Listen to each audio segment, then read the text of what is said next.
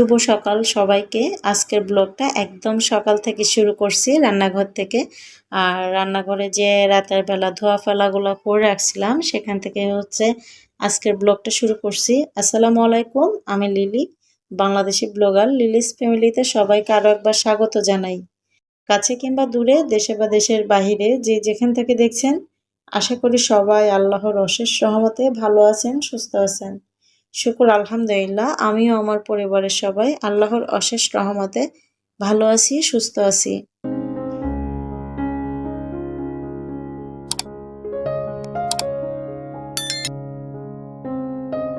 আমার ছোট্ট সংসারের ছোট ছোট কাজগুলো আপনাদেরকে সাথে নিয়ে করে নিব। আশা করি আপনাদের কাছে একটু হলেও ভালো লাগবে। ভালো লাগলে প্লিজ ছোট্ট একটা লাইক দিয়ে ভিডিওটি কন্টিনিউ করবেন। আপনি যদি আমার চ্যানেলে নতুন হয়ে থাকেন, চ্যানেলটি সাবস্ক্রাইব করে নেবেন। পাশে থাকা অল অপশনটি চালু করে দিবেন, যে কোনো সময় নতুন ভিডিও আপলোড দিলে নোটিফিকেশন পৌঁছে যাবে আপনার কাছে। আপনি আপনার মূল্যবান সময় এবং সুযোগ করে আমার ভিডিওটি দেখে নিতে পারেন। যারা অলরেডি কাজটি করে দিয়েছেন সবাইকে আন্তরিকভাবে অনেক অনেক ধন্যবাদ জানাই। এই যে সকালে কিছু পরোটা বানাবো, সেজন্য কিছু কাই করে নিছি। আর আমরা অনেকেই কিন্তু পরোটা বানানোর জন্য কাই করে নিই, আবার অনেকে কিন্তু একটু হালকা কুসুম গরম পানি দিয়েও কিন্তু পরোটা করে থাকি। আমি এখানে কিছুটা ওই যে লেয়ার করে পরোটাটা তৈরি করে না, ওরকম করে কি কয়েকটা পরোটা তৈরি করে নিচ্ছি। এটা আমার মায়ের কাছ থেকে শেখা। আর লেয়ার করে কিন্তু ২-৩ ভাবে করা যায়। আরেকটা যেটা প্যাঁচ দিয়ে অনেকটা লেয়ার থাকে, মানে সেটা আমার শাশুড়ির কাছ থেকে শিখা। তবে ২ টা পরোটাই বানাতে পারি, তবে একটু বানাতে গেলে যেটা বেশি লেয়ার, যেটা আমার শাশুড়ির কাছ থেকে শিখছিলাম বলছি, সেটাতে একটু সময় লাগে বেশি। তো যার কারণে ওই পরোটাটা তেমন একটা বাসায় বানানো হয় না। যেহেতু বাচ্চারা আছে, শর্টকাট যে কাজগুলো তাড়াতাড়ি করে নিতে পারি সেভাবে কাজগুলো করে নেওয়ার চেষ্টা করি।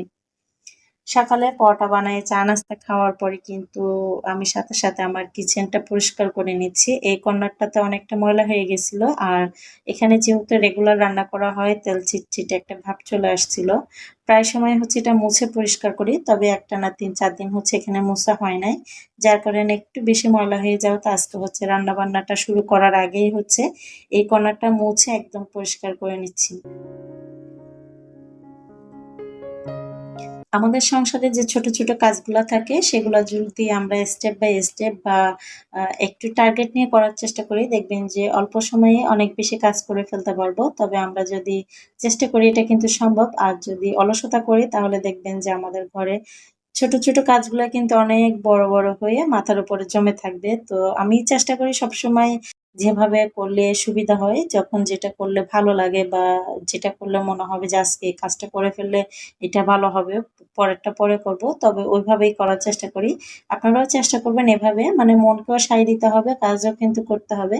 তো ২ ভাবেই কিন্তু কাজটা ম্যানেজ করতে হবে। এমন না যে আমার মনে চাচ্ছে না, একদম এক বোঝা কাজ হয়ে যাচ্ছে, করব না। তো ওরকম মনের উপরে বা শরীরের উপর জোর দিয়ে কিন্তু অনেক সময় করা যাবে না। এতে কিন্তু মেন্টালি দেখা যায় আমরা অনেক সময় ডিপ্রেশনে চলে যাই বা ডিপ্রেশনের মধ্যে থাকি। ওই জিনিসটা করবেন না। সবসময় কাজকে এনজয় করে করবেন। দেখবেন যে তখন দেখবেন কাজ করতে ভালো লাগবে। আমি যেটা মনে করি আরকি সেটাই আপনাদের সাথে শেয়ার করলাম। আপনি যদি বোর হয়ে যান একটা কাজ করতে, ধুরো রান্নাবান্না তো রোজই করি, একই কাজ করতে ভালো লাগে না, তাহলে দেখবেন যে রান্নাবান্না করতেও কিন্তু আপনার ভালো লাগবে না। অন্যান্য কাজ তো পড়েই থাক। তো ওটা যদি আপনি এনজয় করেন যে আমার ভালো লাগার মধ্য দিয়ে, বা এই কাজটা এভাবে করলে আমার ভালো লাগবে, বা আমার হাসব্যান্ড পছন্দ করে, বা সন্তানরা এই জিনিসটা পছন্দ করে, সেভাবেই করি। তো এনজয় করে যদি আপনি যেকোনো কাজ করেন, দেখবেন যে আপনি পাহাড় সমান কাজও কিন্তু মনের বা চোখের পলকে কিন্তু করে নিতে পারবেন। দেখবেন যে একদম খারাপ লাগবে না। তবে এনজয় না করলে কোনো কাজই কিন্তু ভালো লাগবে না। সবকিছুই কিন্তু একটা বোঝা বোঝা ভাব লাগবে আপনার কাছে। আমার বাসায় কিন্তু ছোট ছোট ৩ টা বাচ্চা। তারপরে কিন্তু সবসময় চেষ্টা করি সবকিছু পরিষ্কার পরিচ্ছন্ন গুছিয়ে গাছিয়ে রাখার। যতটুকু সম্ভব হয় আরকি। তো এখন তো বাচ্চারা স্কুলে যায়, রেগুলার স্কুলে নিয়ে যাওয়া আসা। বাচ্চাদেরকে পড়াতে বসানো, ওদের দেখাশোনা করা, ওদের হোমওয়ার্ক করে দেওয়া, মানে সবকিছুই কিন্তু একাই করতে হয়। তো সেই হিসাবে কিন্তু চেষ্টা করি প্রত্যেকটা কাজ ভালোবেসে বা যত্ন সহকারে করা। সেটাই দেখি যে ভালো লাগে যখন যেটা করতে, তখন সেটা করি। তো এভাবে করি দেখি যে ভালো লাগে। তো এভাবে ছোট, ছোট কাজগুলা করি। আমার ঘরও গোছানো থাকে, আমার নিজেরও মনে একটা শান্তি পাই। আর ঘর গোছানো থাকলে বা পরিপাটি থাকলে, পরিষ্কার পরিচ্ছন্ন থাকলে দেখবেন যে আপনার নিজের ভিতরে একটা অন্যরকম ফিল থাকবে বা একটা ভালো লাগা কাজ করবে। এদিকে হচ্ছে আমার ছোট ছেলে আম খাবে। আর এই বছরে কিন্তু আরো একবার আম কেনা হয়েছিল।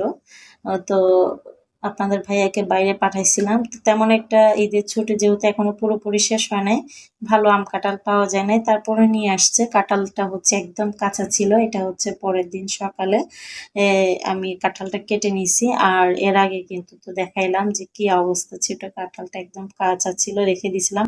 ওই যে অংশটা দেখাইছি আম কাঁঠালের, ওটা কিন্তু এর আগের দিনের রাতের ভিডিও ছিল। আর এটা হচ্ছে আজকে সকালে কেটে তারপর হচ্ছে দিচ্ছি। তো আমগুলা মোটামুটি ভালো ছিল, তবে কাঁঠালগুলা একটু কাঁচা ছিল। তারপরে কিন্তু আজকে মোটামুটি নরম হওয়াতে মানে অনেকটা ছুরি দা দিয়ে কেটে কেটে নিছি। ভিতরে যে কোষগুলা থাকে ওগুলা কিন্তু অনেক নরম আর ভেটভেটে হয়ে গেছিল একদম, তবে উপরের অংশটা এক ধরনের শক্ত ছিল। তারপরে সবাইকে কেটে দিছি, বাচ্চারা খাচ্ছিল। আমি হচ্ছে ওই যে মানুষে বলে না, পিরিতি কাঁঠালের আঠা লাগিলে আর ছাড়ে না, তেমন একটা অবস্থা। কাঁঠালের আঠা কিন্তু সবার হাতে লাগলে খুব একটা ছাড়ে না। তবে এখানে আমি আপনাদেরকে ছোট্ট একটা টিপস দিতে চাই, যেটা ফলো করে আপনাদের হাতের কাঁঠালের আঠা কিন্তু খুব সহজেই পরিষ্কার করে নিতে পারবেন। আমি সবসময় কি করি যে দিয়ে কাঁঠাল ভাঙার থাকে বা বের করার থাকে, তখন হচ্ছে গিয়ে আগে হাতে সর্ষের তেল মেখে নিই, তারপর হচ্ছে কাঁঠালটা বের করি। এরপরে যখন কাঁঠাল বের করে দেওয়া হয়ে যায় তখন আরেকটু পরিমাণে সর্ষের তেল হাতে লাগাবেন। তারপর হচ্ছে একটু ভিম লিকুইড, যেটা আমরা কিচেনে ইউজ করি রেগুলার, তো একটু ভিম লিকুইড দিয়ে তারপর হচ্ছে ধোয়ার চেষ্টা করবেন, দেখবেন যে খুব সুন্দরভাবে পরিষ্কার হয়ে গেছে। আর তারপরে হাতটা পরিষ্কার করে ধুয়ে একটু মুছে তারপরে আরেকটু সর্ষের তেল লাগাই দিবেন, দেখবেন যে একদম আঠালো ভাবটা থাকবে না, বা হাতে যে আঠা আঠা যে একটা ভাব থাকে ওটা কিন্তু একদমই থাকবে না, খুব সুন্দর করে ক্লিন হয়ে যাবে। আর এক্ষেত্রে যদি আপনি কাঁঠালের আঠাটা ছুটাইতে না পারেন, আর যদি মনে হয় যে না ছুটবে না, তবে সর্ষের তেলটা যদি আপনি ইউজ না করেন তাহলে কিন্তু এই কাজটা হবে না। সর্ষের তেলটা ইউজ করতে হবে, তাহলেই দেখবেন যে ভিম লিকুইড দিয়ে ধোয়ার পরে অনায়াসে কিন্তু আপনার কাঁঠালের আঠাটা একদম চলে যাবে। আমি যেভাবে পরিষ্কার করি বা আমি যেটা ফলো করে আমার বেটার মনে হয় সেটাই কিন্তু আপনাদের সাথে শেয়ার করছি। এটা চাইলে আপনারা ট্রাই করতে পারেন, আশা করি উপকার হবে।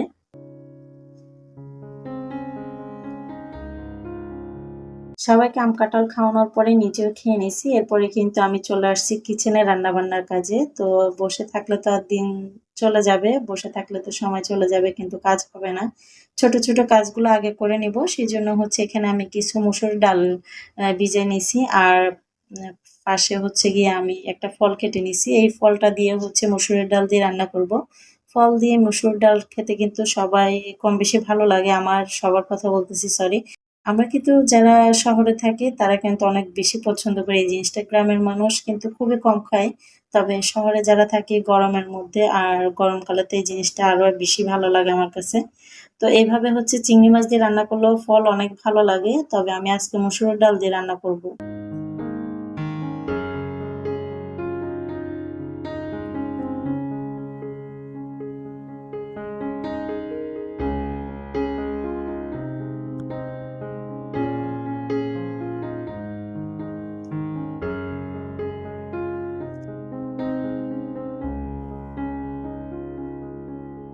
আজকে ফল আর মসুর ডালের পাশাপাশি হচ্ছে কয়েকটা মাছ, ছোট মাছ ভিজার দিয়ে রাখছি পাশে। আর হচ্ছে গিয়ে কিছু মুরগির পা, তারপর হচ্ছে গিয়ে আপনার যে মাংস, ২ টাই মিক্স করে রান্না করব। আমরা কিন্তু অনেকে মুরগির পা আলাদা করে রান্না করি বা এটার সাথে মুরগির যে চামড়াটা থাকে সেটাও ইউজ করি।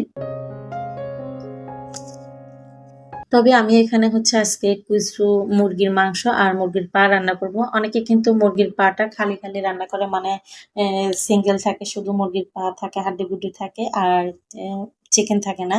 তো আমার কাছে যেটা মনে হয় সেটা হচ্ছে গিয়ে আমরা যারা মুরগির পা খেতে ভালোবাসি, তো মুরগির পা এমনিতে রান্না করলে কিন্তু তেমন একটা আমার কাছে ভালো লাগে না। এক ধরনের একটা আঠালো, আঠালো ভাব লাগে। তো এর মধ্যে যদি আপনি অল্প কিছু চিকেন মিক্স করে দেন, তারপরে হচ্ছে ২-১ টা আলু ইউজ করেন এর সাথে, তাহলে দেখবেন যে মুরগির পা এমনিতে রান্না করলে যে একটা আঠালো, আঠালো ভাব আসে, ওটা কিন্তু আসে না। আর মাংসের মতোই কিন্তু খুব ভালো লাগে। এখানে হচ্ছে ছোট মাছগুলা একটু মেরিনেট করে রেখে দিচ্ছি। এগুলা হচ্ছে যখন খাবো তখন হচ্ছে ফ্রাই করে নিবো। কারণ ছোট মাছ একটু মেরিনেট করলে যেকোনো মাছ আমি মনে করি মেরিনেট করে একটু রেখে দিলে এটার ভিতরে যে মরিচ মসলা যেগুলো দিয়ে আমরা ইউজ করি আরকি, সেগুলা কিন্তু খুব ভালোভাবে ভিতরে প্রপারলি ঢুকে আর এটার টেস্টটাও কিন্তু বেটার আসে।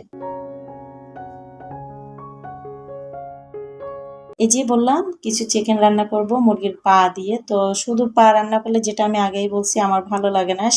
সেজন্য হচ্ছে এখানে কিছু মাংস কেটে দিছি। এতে করে মুরগির যে পার টেস্টটা এটা কিন্তু বেটার আসবে, আরো বেশি ভালো লাগবে।